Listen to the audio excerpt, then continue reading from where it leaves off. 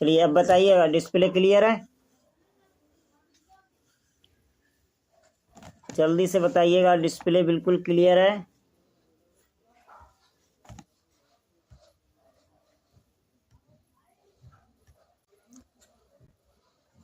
चलिए स्टार्ट करते हैं आज का सेशन। ओके, बिल्कुल ओके, ठीक है। तो एक बार सभी को शेयर कर दें फटाफट। आफ्ताब बिल्कुल कम से कम 10-10 लोगों को शेयर कीजिएगा, ज़्यादा से ज़्यादा लोगों को शेयर कीजिएगा। अर्चना गुड इवनिंग, भगवान दास गुड इवनिंग। चलिए सेशन को स्टार्ट करते हैं। तो हमारा बहुविकल्पीय प्रश्न है। तो सबसे पहले ये आपको खंड का के जो भी प्रश्न है वो कराऊंगा।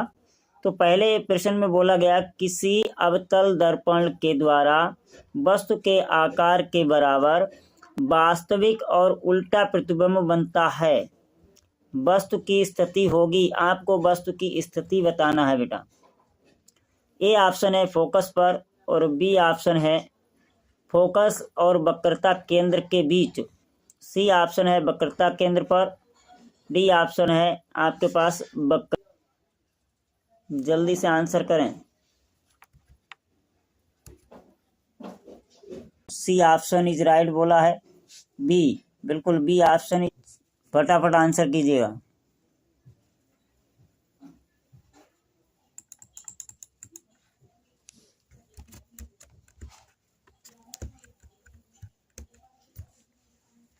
जल्दी से आंसर करें।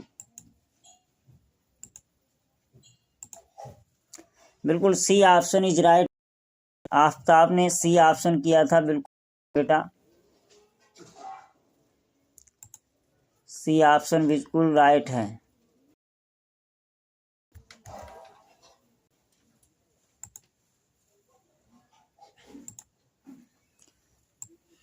बिल्कुल सही ऑप्शन दिया है, सी ऑप्शन इज राइट है बेटा।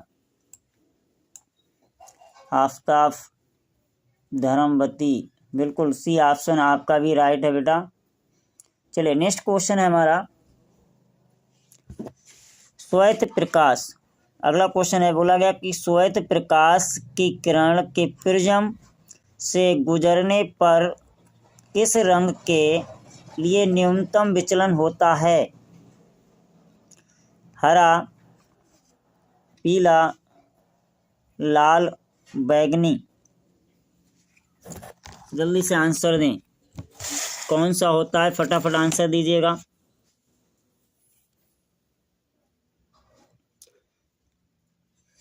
श्वेत प्रकाश के लिए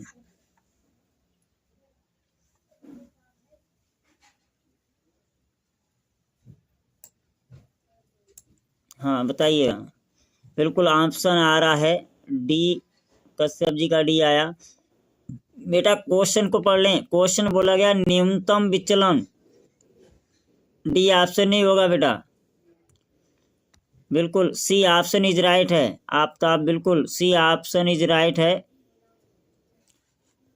लाल होगा बेटा, लाल, सी ऑप्शन इज राइट है। चलिए नेक्स्ट क्वेश्चन है,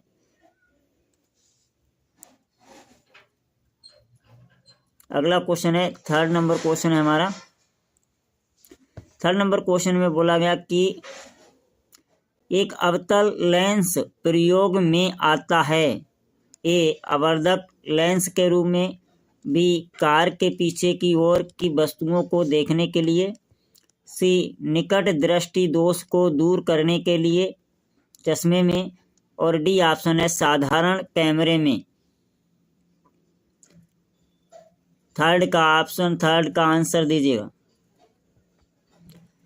देखिए बेटा थर्ड में जो बोला गया है इसमें क्या होता है, जो अवतल लेंस होता है वह कार के पीछे की ओर वस्तु को देखने के लिए, यानी कि बी ऑप्शन इज राइट होगा। थर्ड का बी बिल्कुल सही है Archana Devi, B option is right होगा बेटा।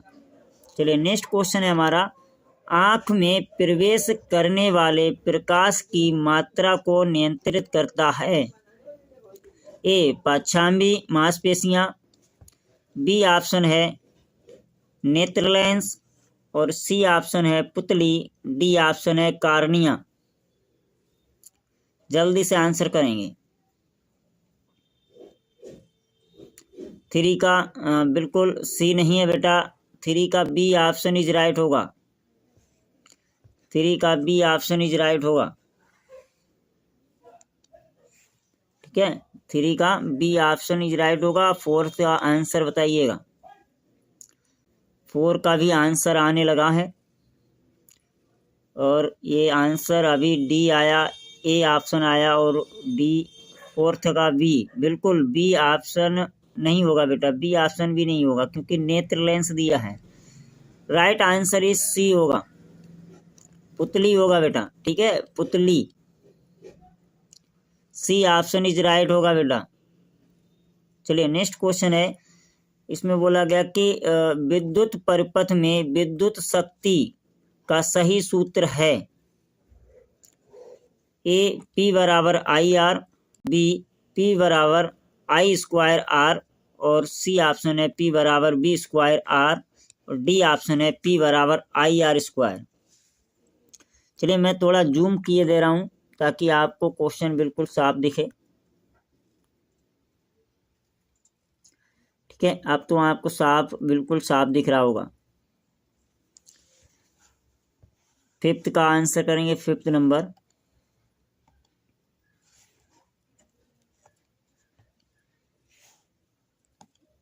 चलिए 5th नंबर का आंसर करिएगा। 5th का आंसर आ चुका है सी। विद्युत शक्ति का सही सूत्र, देखिए विद्युत शक्ति का अगर सही सूत्र आपको बताएं तो होता P बराबर,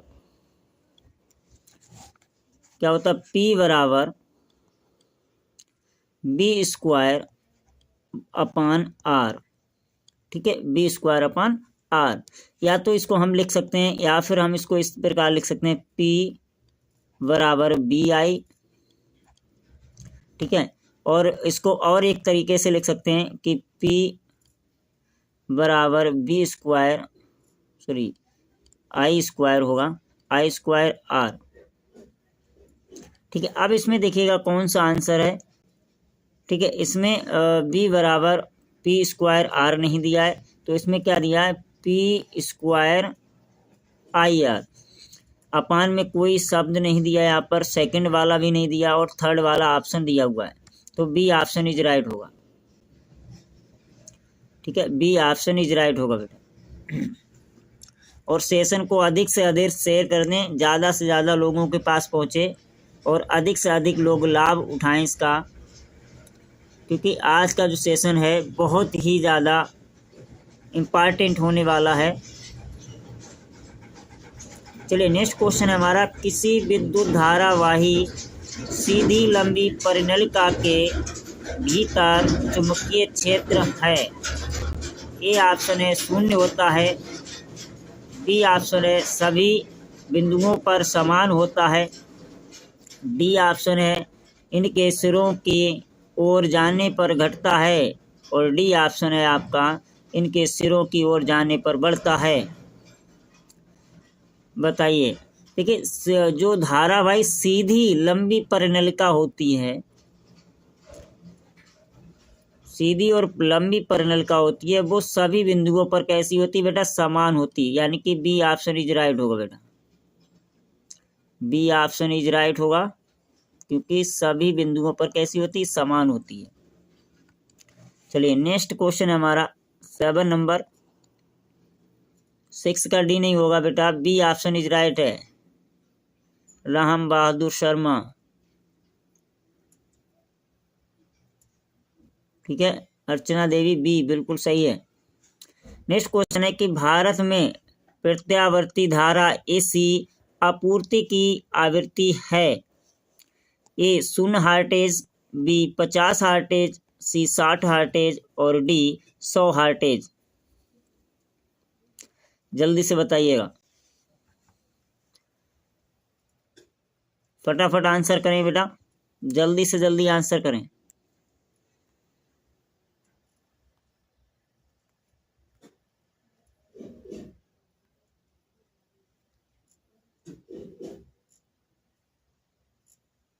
जल्दी से आंसर करिएगा। 7 का ए ऑप्शन आ चुका है, 7 का ए अभी तक ए आया है बेटा, शून्य नहीं होगी, बी ऑप्शन इज राइट होगा। ठीक है, बी ऑप्शन इज राइट होगा। 50 हार्टेज होगी, जो एसी होती है, एसी की आपूर्ति के लिए 50 हार्टेज की जरूरत होती है। ठीक है, चलिए नेक्स्ट क्वेश्चन है हमारे खंड खा से, जो केमिस्ट्री से आते हैं क्वेश्चन, और ये जो क्वेश्चन है केमिस्ट्री के, इसमें बोला गया कि आर्सेनिक तत्व है। आर्सेनिक तत्व कैसा है? धातु है, अधातु है, या उपधातु है, या निष्क्रिय है। निष्क्रिय का मतलब होता है अक्रिय। मोहित सक्सेना, गुड इवनिंग बेटा। उपधातु है, आर्सेनिक एक उपधातु है। ठीक है, आर्सेनिक एक उपधातु है। चलिए नेक्स्ट क्वेश्चन है हमारा 9 नंबर क्वेश्चन है। 9 नंबर क्वेश्चन में बोला गया निम्न में से प्रोपेन है। निम्न में से प्रोपेन है, आपको प्रोपेन बताना कौन सा है। ठीक है, ठीक है, प्रोपेन जल्दी से।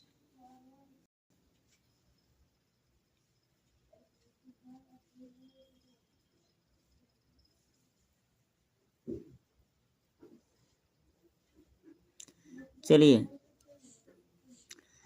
इसका प्रोपेन देखिए, कार्बन इसमें 1 2 3, यानी कि बी ऑप्शन में 1 कार्बन 2 और 3, कार्बन की चेन कितनी है? 3 है, तो प्रोपेन हो गया। कितना हो गया? प्रोपेन, यानी कि प्रोप।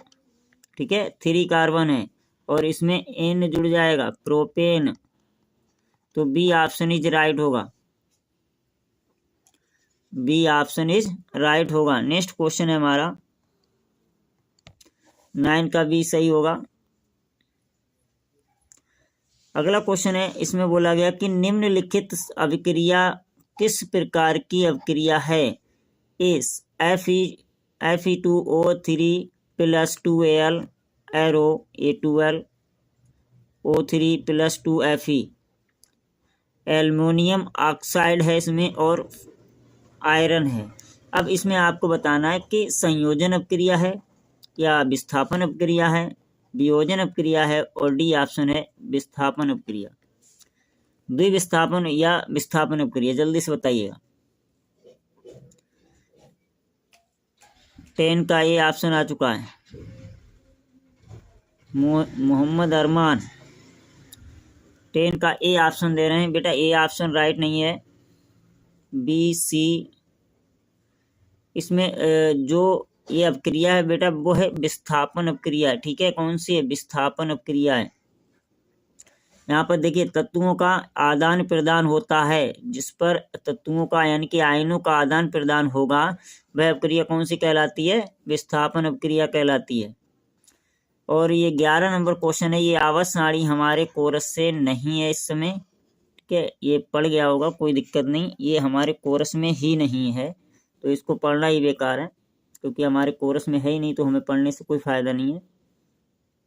चलिए नेक्स्ट क्वेश्चन है हमारा कि कॉलम ए में दिए गए रासायनिक पदार्थों का सुमेलन कॉलम बी से दिए गए से कीजिए। कॉलम ए और कॉलम बी। सबसे पहले हमको ए ऑप्शन में दिया गया एसिटिक एसिड, किससे लगाएंगे इसको आपको बताना है। देखिए एसिटिक एसिड जो होता है बेटा वो सिरका में होता है। कहाँ? सिरका में। और एथेनॉल जो होता है वो किस में बनता है? डिनेज्ड, यानी कि बी ऑप्शन इसका राइट है। ठीक है, और कास्टिक सोडा तो आप जानते ही होंगे, है ना, साबुन बनाने के काम में आता है कास्टिक सोडा। और अपमार्जक जो होते हैं वो कपड़े साफ करने के लिए आते हैं। ठीक है, तो इसका जो राइट ऑप्शन होगा फर्स्ट का 3 हो गया। ठीक है, बी 4 हो, बी का कौन सा है? इसमें तो 4 दिया है, बी का विकृत कास्टिक सोडा, है ना, इसमें 4, यानी कि बी का सेकंड कौन सा है? यहाँ पर देखिए इसमें 4, फर्स्ट का 3, बी 4, और सी का है 1, बिल्कुल सही है डी का, यानी कि डी ऑप्शन इज राइट है इसका। ठीक है, डी ऑप्शन इज राइट होगा। चलिए नेक्स्ट क्वेश्चन है हमारा, डी ऑप्शन इज राइट है, बिल्कुल 12 का D option is right. Next question है हमारा, इसमें बोला गया 13 नंबर में बोला गया 25 सेंटीग्रेड यानी कि 25 सेल्सियस ताप पर शुद्ध जल का पीएच मान होगा। ए 7 से कम तथा 0 से अधिक, बी 7 से अधिक तथा 14 से कम, सी ऑप्शन 0 और डी ऑप्शन 7। देखिए 7 से कम नहीं होता है और 0 से अधिक भी नहीं होगा, इसका मतलब ये ऑप्शन नहीं हो सकता है। और 0 तो बिल्कुल नहीं होगा, 7 से अधिक भी नहीं होगा क्योंकि जल कैसा होता है, उदासीन होता है, इसका मतलब सी ऑप्शन इज राइट होगा बेटा। डी ऑप्शन इज राइट होगा, यानी कि 7 होता है पीएच मान। क्योंकि आपको बता दें जो पीएच मान होता है इसका नंबर होता है 1 से 14 तक और 7 नंबर पर उदासीन। अब ज्यों इधर अगर बढ़ेगा, ठीक है, तो अम्लता बढ़ेगी। जैसे कि आज को मैंने आपको प्रैक्टिकल में भी बताया था, आपको मैंने करा के दिखाया था, वो स्ट्रिप दी थी तो उसी से आपने देखा होगा। और इधर क्षार यानी कि क्षारीयता उसकी बढ़ेगी, ठीक है। इससे इधर इस साइड में अगर बढ़ेंगे उसकी क्षारीयता बढ़ेगी, ठीक है। जो प्रबल अम्ल होते हैं उनका पीएच मान कम होता जाता है, ठीक है। चलिए नेक्स्ट क्वेश्चन है हमारा, इसमें आ गया खंड गा में बायोलॉजी के क्वेश्चंस होते हैं, जीव विज्ञान के। और 14 नंबर क्वेश्चन है, प्रकाश संश्लेषण प्रक्रम के दौरान क्या नहीं संश्लेषित होता है। ए ऑक्सीजन, बी CO2 और सी ऑप्शन है जल और डी ऑप्शन है ग्लूकोज। चलिए आंसर दीजिए।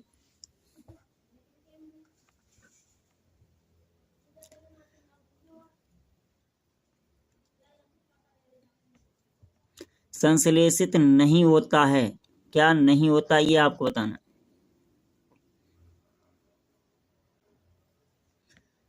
इसमें ऑप्शन में बोला है डी, कोई कह रहा है सी। अभी राइट आंसर नहीं दिया है उमेश बेटा, डी नहीं होगा, बी ऑप्शन इज राइट है। CO2 उपयोग होती है, CO2 क्या है, इसका उपयोग तो होता है लेकिन यह बेटा संश्लेषित नहीं होती है, ठीक है। ये संश्लेषित नहीं होती है, ठीक है। आपको बता दें कि ये संश्लेषित उपयोग तो होती है, ठीक है। प्रकाश संश्लेषण में इसका उपयोग तो होता है लेकिन संश्लेषित नहीं होती है, आपको बता दें, ठीक है। संश्लेषित नहीं होती है। नेक्स्ट क्वेश्चन है कि पित्त का संश्लेषण होता है। ए पित्ताशय में, वृक्क में, यकृत में और डी ऑप्शन है आमाशय में। जल्दी से बताइएगा किसमें होता है संश्लेषण, यकृत का संश्लेषण किसमें होता है। देखिए यकृत का जो संश्लेषण होता है पित्ताशय को संग्रहित करता है और संश्लेषण जो होता है वो यकृत में होता है। और आपको अगर बताएं कि इसका जो ऑप्शन है वो पित्ताशय ही सही होगा, ठीक है। ये ऑप्शन इज राइट है क्योंकि पित्ताशय में ही यकृत होता है, उसी में ये संश्लेषित होता है, तो पित्ताशय ही राइट आंसर होगा इसका। यकृत नहीं होगा, पित्ताशय ही होगा, ठीक है। यकृत में बनता है बेटा, यकृत में बनता है। इसका जो मेकिंग पॉइंट है जहाँ पर ये बनता है, मेकिंग पॉइंट जो भी है इसका वह होता है यकृत में, ठीक है। लेकिन संश्लेषित होता है पित्ताशय में। आपको पित्ताशय ही लगाने हैं क्योंकि ये डाउट में आपको डाल देगा, नहीं होगा, पित्ताशय ही होगा, ठीक है। चलिए नेक्स्ट क्वेश्चन है, अगला नेक्स्ट क्वेश्चन है 16 नंबर क्वेश्चन है। बोला गया इसमें मानव हृदय में कोष्ठकों की संख्या होती है। ए 4, बी 2, सी 6 और डी 8। ए ऑप्शन आ चुका है, बिल्कुल ए ऑप्शन इज राइट है। अच्छा इसके आपको जानकारी के लिए बता दूं कि हृदय में कोष्ठकों की संख्या 4 होती है, लेकिन हृदय में सबसे बड़ा सबसे बड़ा कोष्ठक कौन सा होता है? चलिए नहीं पता तो मैं बता दूं, सबसे बड़ा जो कोष्ठक होता है वो बायां निलय होता है। बायां निलय होता है। सबसे बड़ा जो कोष्ठक होता है वो बायां निलय होता है। ठीक है, नोट कर लेना इसको। पुनरुद्भवन होता है। पुनरुद्भवन होता है ए प्लेनेरिया में लेकिन हाइड्रा में नहीं। बी ऑप्शन आपको दिया है कि हाइड्रा में लेकिन प्लेनेरिया में नहीं। सी ऑप्शन है पैरामीशियम में लेकिन हाइड्रा में नहीं। डी ऑप्शन है हाइड्रा में और प्लेनेरिया में, दोनों में।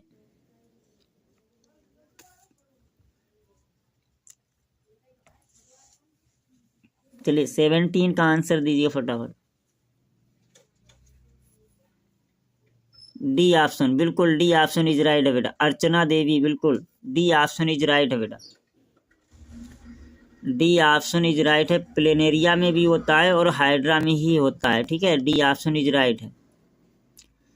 चलिए नेक्स्ट क्वेश्चन है 18 नंबर क्वेश्चन है कि पत्तियों द्वारा कायिक प्रजनन होता है ए ब्रायोफिल्म में, बी आलू में, सी चने में और डी ऑप्शन गुलाब में।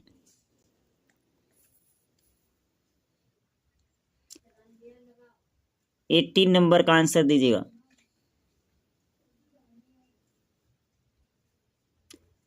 सैनी सागर, बेटा 18 नंबर का आंसर दीजिएगा। बी ऑप्शन आ चुका है। ठीक है, पत्तियों में जो कायिक प्रवर्धन यानी कि कायिक जो प्रवर्ध होता है, कायिक प्रजनन होता है, वह होता है ब्रायोफिल्म में। किसमें होता है? हाँ सही है, बिल्कुल राइट ऑप्शन है बेटा, राम बहादुर शर्मा। बिल्कुल 18 का ये ऑप्शन इज राइट है।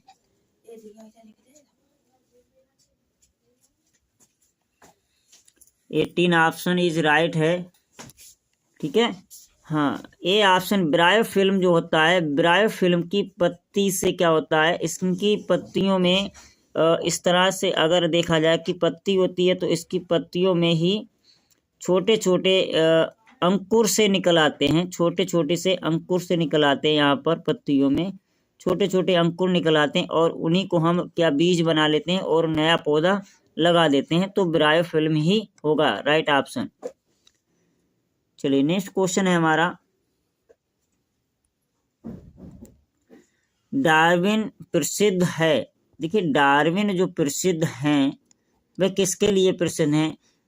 चलिए ये जो अब हमारे कोरस से बाहर हो चुका है लेकिन आ भी सकता है क्योंकि मेंडल का इसमें हमें दिया हुआ है। डार्विन जो है प्राकृतिकवाद, जो डार्विन थे वो क्या प्राकृतिकवाद जो थे उनका सिद्धांत था।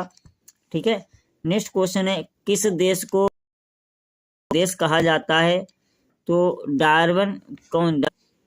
ठीक है, आ सकता है लेकिन है नहीं। चलिए अब देखते हैं वर्णनात्मक क्वेश्चन, यानी कि लॉन्ग क्वेश्चन जो होते हैं, वर्णनात्मक क्वेश्चन उनकी बात करेंगे। जो भी लॉन्ग क्वेश्चन होते हैं उनको हम देखेंगे। लॉन्ग क्वेश्चन को हम देख लेते हैं क्योंकि ये जो लॉन्ग क्वेश्चन होते हैं इनमें से बहुत सारे क्वेश्चन आ जाते हैं जो आपको ये होंगे 2-2 नंबर के, 4-4 नंबर के क्वेश्चन आते हैं और इनको देख लेते हैं। ये भी बहुत इंपॉर्टेंट होते हैं। पहला क्वेश्चन है, हमको 21 नंबर क्वेश्चन दिया कि एक अवतल दर्पण की वक्रता त्रिज्या 40 सेंटीमीटर है। इसके सामने एक वस्तु 15 सेंटीमीटर की दूरी पर है। प्रतिबिंब की स्थिति बताइए और इसका आरेख, किरण आरेख बनाइए। तो जो प्रतिबिंब की स्थिति है वो आपको बतानी है। इसमें दर्पण का सूत्र लगाना आपको। ठीक है, ये आपके HW में है, आप घर से करेंगे। इसमें दर्पण का सूत्र लगाएंगे और इसमें आपके नॉलेज के लिए बता दूं जो वक्रता त्रिज्या R है वह होगी 40 सेंटीमीटर। ठीक है, 40 सेंटीमीटर होगी वक्रता त्रिज्या।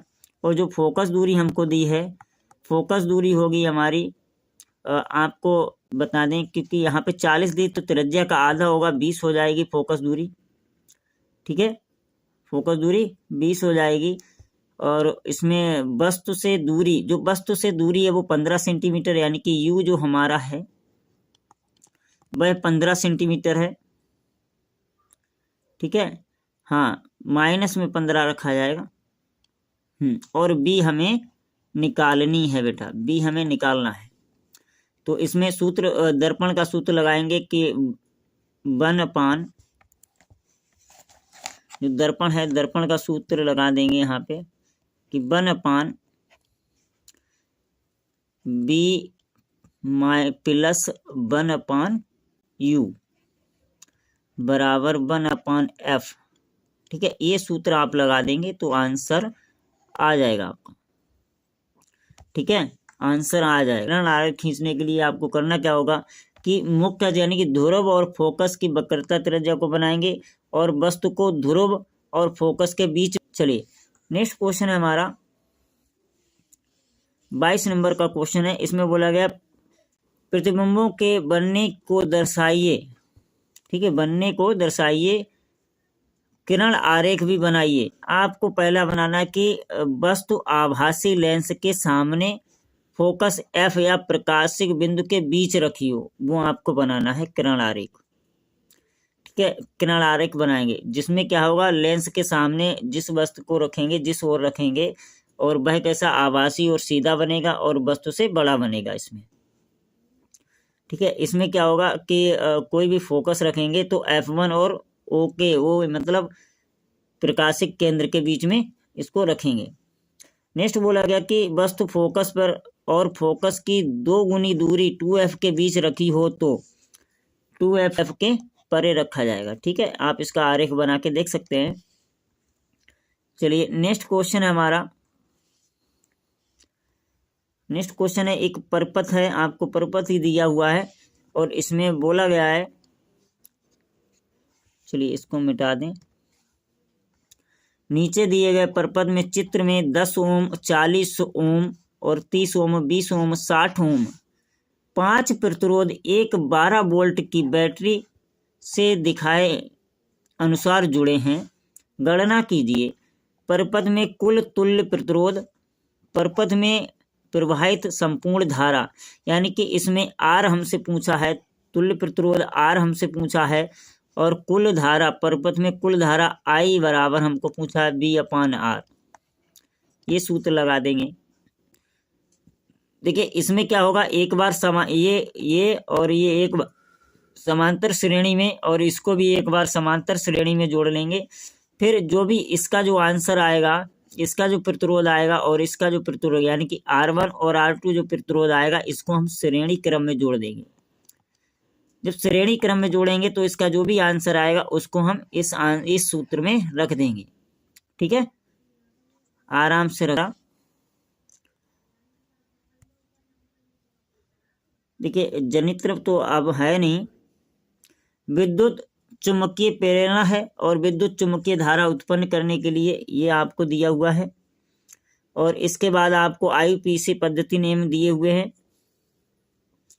ठीक है, ये IUPAC पद्धति नियम है, इनको आप करके देख लेंगे। ठीक है, और इसमें आवर्त सारणी तो दी नहीं है, इसको हटा दें। क्या होता है जब चूने के पानी में देर तक CO2 को प्रवाहित की जाती है, ये भी आपको करना है। शुष्क बुझे चूने से कैल्शियम गैस को कराई जाती है और जिप्सम को गर्म किया जाता है तो क्या होता है, सोडियम धातु की जल से अपक्रिया कराई जाती है तो क्या होता है। ये सारे क्वेश्चन आप कर लेंगे।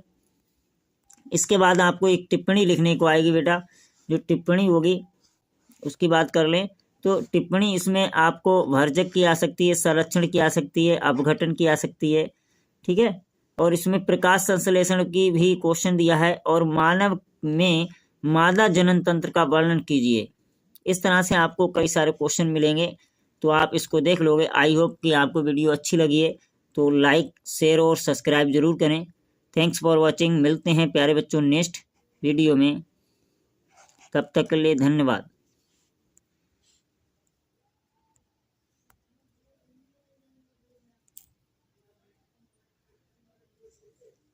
Good night, take care.